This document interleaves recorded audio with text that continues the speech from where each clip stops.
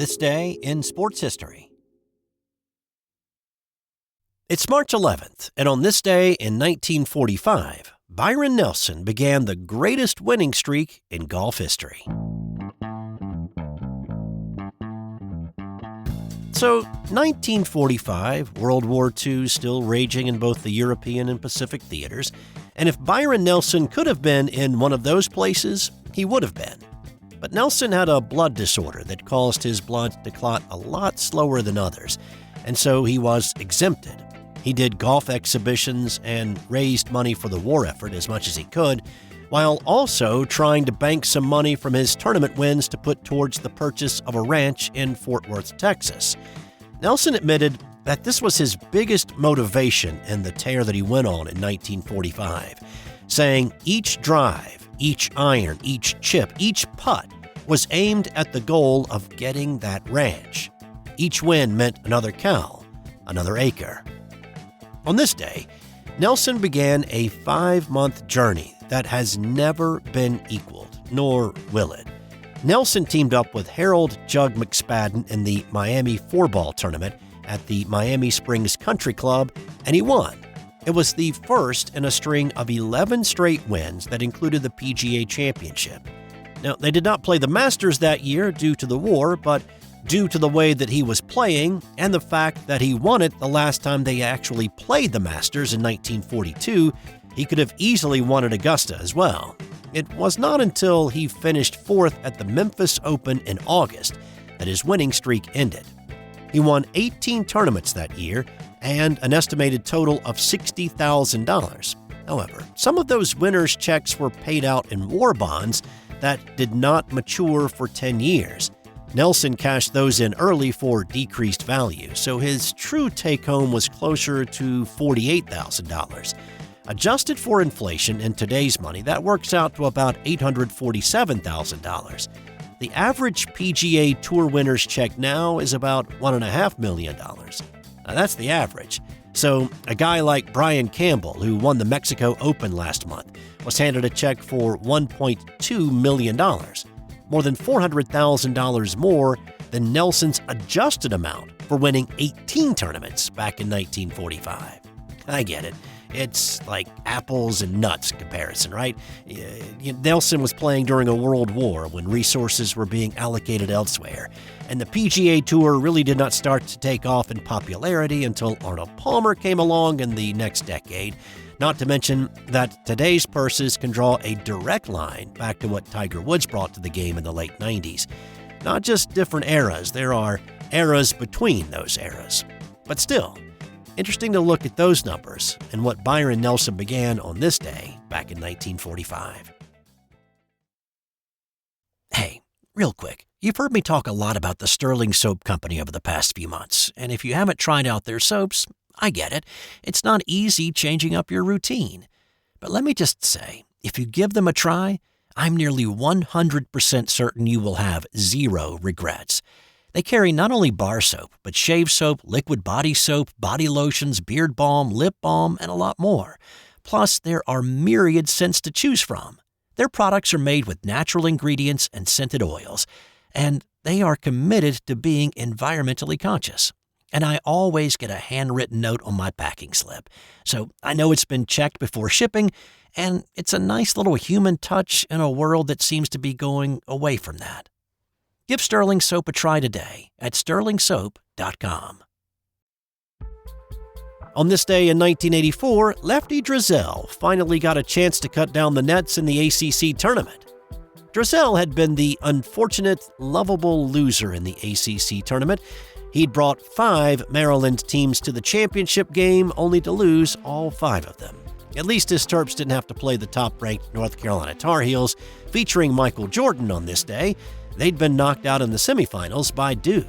The Terrapins had lost twice to the Heels in the regular season, and they had split their meetings with the Blue Devils. But Duke was not just going to roll over for Lefty. Johnny Dawkins put Duke out in front early. I have a player that can match physically with Ben Coleman. Here's the alley-oop. But things slowly turned favorable for Maryland when Len Bias started pouring in points. Long pass up court. Len Bias And it's a 3-point lead to Duke with 6:30 left in the first half. Good thought. Bias. Nice jump shot off the baseline. Oh, he can shoot the jumper. Bias would not be denied in this one. Everybody knew the stakes, and these guys wanted to be that team to deliver the ACC title to Lefty. Bias scored 26 to lead the way and was named Tournament MVP. And as time ticked down on the 74-62 Maryland win in the Greensboro Coliseum, the Maryland band cranked up the Amen chorus. Right here. The timeout was taken by Duke. Lefty checking the floor as his club comes in, and official Joe Forte saying something to him, and there's the celebration. That is Joyce Driesell celebrating with the Amen chorus. You think she's happy? It had taken 15 years and 6 tries to get to this point, and Lefty and his Terrapin players enjoyed every bit of it. On this day in 2006, it was the triumphant end to one of the most improbable runs to a conference tournament championship in college basketball. Syracuse came into the Big East Tourney as the 9 seed in 2006, and then proceeded to beat Cincinnati, top-ranked UConn, number 23 Georgetown, to face off with then 15th-ranked Pitt for the Big East title. The Orange rode the hot shooting of Jerry McNamara, who hit clutch 3 after clutch 3 after clutch 3. Against Cincy, McNamara hit a running 3 from the top of the key with a half-second left on the clock to stun the Bearcats. The next night out, McNamara hit another huge 3 to send the game with UConn into overtime, and the Qs won that one by 2 in the OT. The next day against Georgetown, it was McNamara feeding Eric Devendorf for a layup to give the Orange their first lead of the game with 10 seconds to play, and the win. Pitt also had an impressive run in the tournament. Despite their number 15 ranking, they were the 6th seed in the Big East Tourney, and they had to play 3 games just to get to the championship game as well. Syracuse led most of the way in this one and had a double-digit lead at one point, but Pitt scrapped back using a 14-3 run to take their first lead since the opening minute. Then the last time Pittsburgh led was at 3-2 back in the opening moments of the game. Let's see if they try to get Gray involved inside again. Young on the baseline, Pittsburgh on top. That lead was short-lived, though, when McNamara hit another 3. 2 teams in the tournament, 2 teams looking at pretty solid seeds. This is all about Big East supremacy right here. And this week has been all about Jerry McNamara. That is his 400th career three-pointer, becoming just the 6th player in NCAA history to reach that milestone. That one reclaimed the lead for good, and Devendorf hit a long 2 to beat the shot clock to extend it even more, and then some clutch free throws in the closing minute by Josh Wright, and Syracuse won 65-61. Their 4-point margin of victory was their largest of the tourney. McNamara hit 16 threes in the tournament, nearly averaged a double-double despite being hampered with a groin injury, and he was named Tournament MVP. Syracuse became the first Big East team to win 4 games to win the tournament title, and also the lowest seed ever to win it, besting what they had done 25 years before when they had won it as a 6th seed. Hey, I needed to call a quick timeout to let you know that we're giving away a $50 gift card to Home Field Apparel. Have a favorite college sports team? Of course you do. You're listening to a sports podcast. Well, Home Field Apparel has all the great gear so you can support your team in style.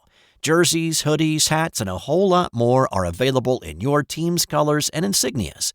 So go to sportshistorynetwork.com/giveaways for your chance at a $50 gift card to Home Field Apparel.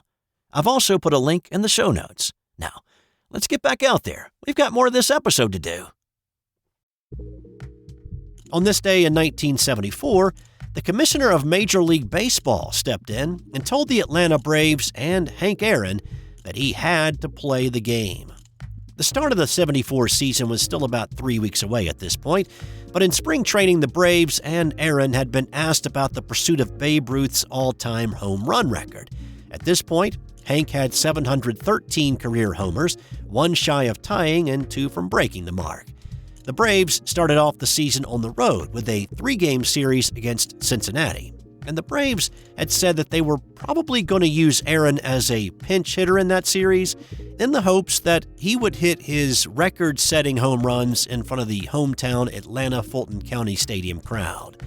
But Commissioner Bowie Kuhn, who always liked to parrot the phrase "in the best interest of baseball," told the Braves that Aaron, barring injury, needed to be in the lineup in at least 2 of those 3 games of the opening road series.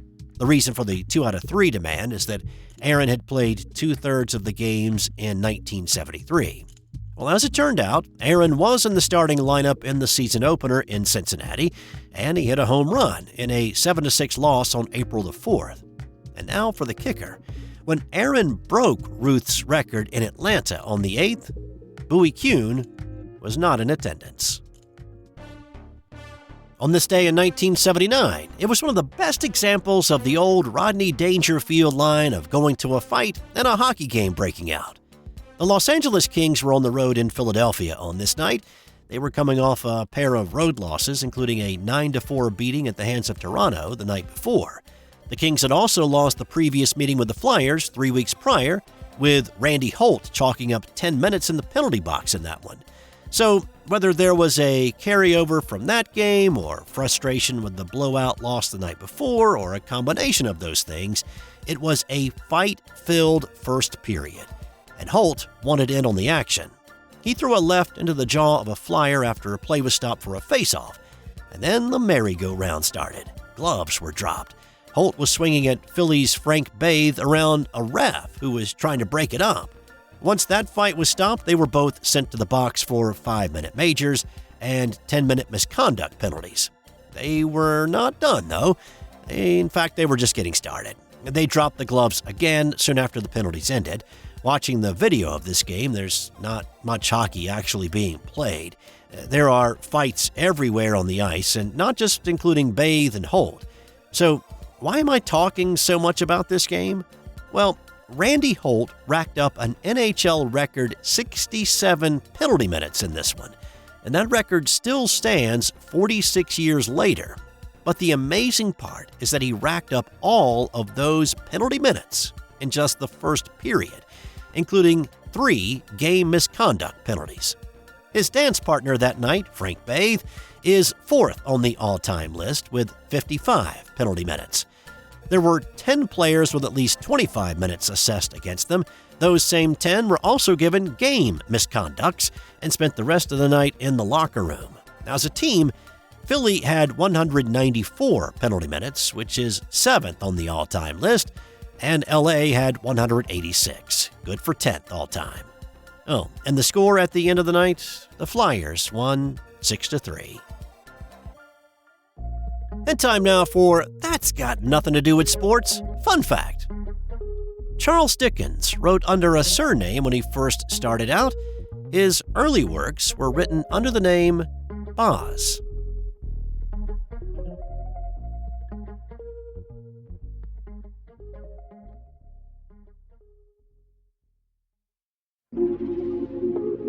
This has been an original Thrive Suite production.